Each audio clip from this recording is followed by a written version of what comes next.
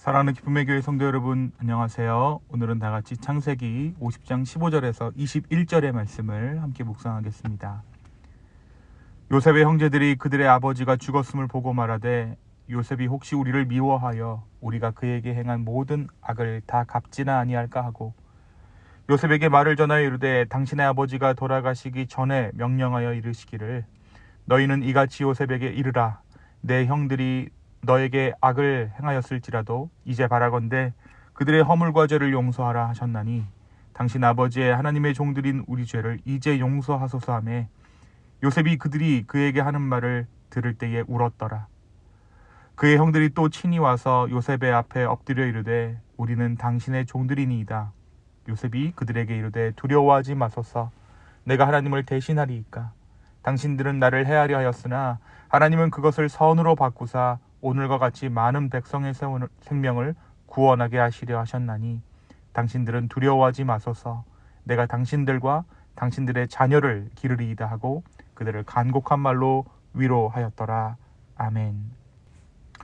우리가 어제가 함께 묵상한 창세기 49장에서 야곱은 그의 임종을 앞두고 12 아들에게 각자의 미래에 대한 예언을 축복했습니다.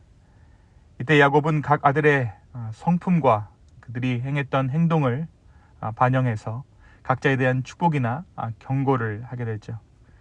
그 중에서도 야곱은 유다에게 특별히 중요한 예언을 했습니다. 바로 왕의 지팡이가 유다에게서 떠나지 않을 것이라는 예언을 한 것입니다. 이것은 다윗 왕조와 그리스도의 왕권이 바로 이 유다로부터 날 것임을 예언한 것이었습니다. 오늘 우리가 묵상하는 창세기 50장에서는 야곱이 죽은 후에 야곱의 장례 절차와 그의 묘소에 대한 이야기가 기록되어져 있습니다. 야곱은 12 아들들에 대한 축복과 예언을 모두 마친 후에 유언 한 가지를 남기게 되죠. 그 예언이란 자신을 가나안 땅에 묻어달라고 부탁한 것이었습니다. 이 야곱의 죽음으로 인해 큰 애도가 있었고, 애굽에서의 그의 장례는 매우 성대하게 치러졌다라고 말씀은 기록합니다. 그런데 이 야곱의 죽음 이후 형들에게는 두려운 마음이 생기게 됩니다. 요셉이 아버지 야곱이 살아계시는 동안에는 자신들을 선대하였지만, 이제 아버지가 돌아가신 후에 요셉의 마음이 어떻게 변할지도 모른다라는 생각이 야곱의 형제들의 마음 가운데 있었던 것입니다. 형들은 아버지 야곱이 죽은 후 요셉이 자신들을 복수할 것이라고 걱정합니다. 그래서 그들은 야곱의 유언을 가장한 그들의 마음을 이야기하죠. 바로 아버지가 돌아가시기 전에 요셉 당신으로 하여금 형제들을 용서하라는 말을 남겼다라고 전했던 것입니다. 요셉의 형제들은 아버지의 유언을 빌미삼아 요셉에게 자신의 마음들을 전했던 것입니다. 사실 이들이 아버지 야곱의 유언이라고 전한 것은 이 메시지가 야곱의 유언처럼 들리게 하여서 요셉이 그들을 처벌하는 일을 피할 수 있도록 하려는 의도였을지도 모릅니다. 그런데 이 말을 들은 요셉이 형들의 생각과는 전혀 다른 반응을 보입니다. 형들의 이 말을 들은 요셉은 매우 슬퍼하며 눈물을 흘립니다. 요셉은 형들에게 내가 어떻게 하나님을 대신하겠습니까? 라고 말하죠. 그리고 그들의 죄를 다시금 용서할 것을 확인합니다. 요셉은 또 한 번 자신의 과거를 회상하며 말하는데, 그들이 자신을 해치려고 했지만 하나님께서는 그 일을 선으로 바꾸셨다라는 믿음의 표현을 이때 다시 한번 형들 앞에서 하게 됩니다. 결국 요셉은 형들을 위로하죠. 오히려 형들을 위로합니다. 두려워하지 말라라고 말하면서 그들을 지켜보고 그들을 지켜줄 것이고, 심지어 그들의 자손들 또한 내가 돌볼 것입니다 라고 약속합니다. 요셉은 형들의 과오를 용서하고 하나님에 대한 섭리를 다시 한번, 하나님의 섭리에 대한 신뢰를 다시 한번 그들 가운데 보여주었습니다. 사랑하는 성도 여러분, 오늘 말씀은 우리에게 무엇을 말해주고 있을까요? 하나님의 약속과 그분의 말씀에도 불구하고 끊임없이 두려워하는 요셉 형들의 모습을 보면서 혹시 우리 안에도 이러한 모습이 있지는 않은지 우리는 돌아보게 됩니다. 바로 이전 장에서 이들은 하나님의 약속을 받았습니다. 아버지 야곱을 통해 그들을 향한 언약과 예언의 말씀을 받았던 것이죠.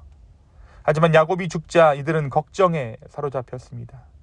요셉의 복수가 두려웠던 것입니다. 하물며 요셉은 이미 그들에게 눈물로 용서를 선언한 적이 있습니다.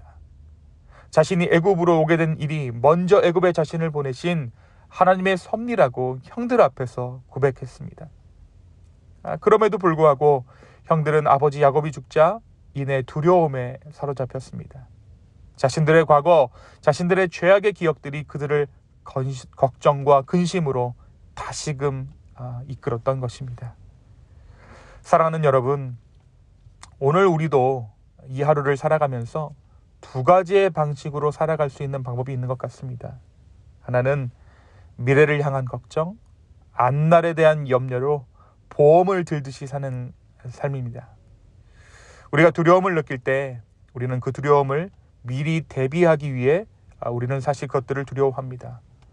불안감을 줄이기 위해 여러 시나리오를 상상하고 그것에 대해 다양한 대책을 강구하고 걱정하거나 준비하는 것이죠. 이것이 바로 보험 들듯이 걱정하며 근심하는 삶입니다. 또 반대로 우리는 우리를 사랑하시는 주님 안에서 그 약속을 믿고 살아가는 삶을 오늘 하루 동안 살아갈 수 있습니다. 이 두 갈림길 가운데 기꺼이 주님의 사랑을 택하는 은혜와 용기가 우리에게 주어지기를 소망합니다. 우리는 끊임없이 두려워하고 연약하기에 우리의 죄악을 다시금 기억하고 떠올리며 아버지 앞에 그 두려움으로 또 한 번 죄를 범하려 하지만 오늘 우리를 붙잡으시는 그 하나님의 사랑과 신실하심으로 인해 다시 한번 내 삶을 주님께 맡겨드리는 저와 여러분의 복된 하루 되기를 예수님의 이름으로 축원합니다. 두 번째, 오늘 말씀 가운데 하나님을 경외하는 자들의 신실함을 우리는 발견하게 됩니다. 요셉은 형들의 죄를 다시금 용서하며 그들에게 복수하지 않았습니다. 요셉은 형들이 자신을 해치려 했던 잘못을 인정하지만 그들의 죄를 용서하고 또 한 번 화해를 선택했던 것입니다. 요셉이 형들을 용서할 수 있었던 것은 요셉 자신이 겪었던 고통이 단순한 복수가 아니라 하나님의 계획 속에 있음을 인식했기 때문입니다. 형들이 그를 해쳤지만 하나님은 그 사건을 선한 결과로 이끌어내셨다는 인생의 신뢰가 그로 하여금 진정한 용서와 화해로 인도한 것이죠. 사랑하는 성도 여러분, 우리가 누군가를 쉽게 용서하지 못하는 것은 내가 받은 상처, 내가 입은 마음의 손해 때문은 아닐까요? 하지만 모든 삶을 주님께서 인도하셨다라는 마음과 그 일들로 인해 오히려 내가 주님의 은혜를 입었습니다 라고 고백할 수 있다면 우리의 삶에서도 요셉이 이루었던 진정한 용서와 화해는 이루어질 줄로 믿습니다. 이것이 우리가 이 땅 가운데 살아가며 하나님의 신실하심을 세상 가운데 보이는 삶의 방법인 것이죠. 사랑하는 성도 여러분, 오늘 이 하루를 살아가며 화평과 화해를 이루므로 하나님을 경외하는 자들의 신실하심을 세상 가운데 나타내는 저와 여러분 되기를 소망합니다.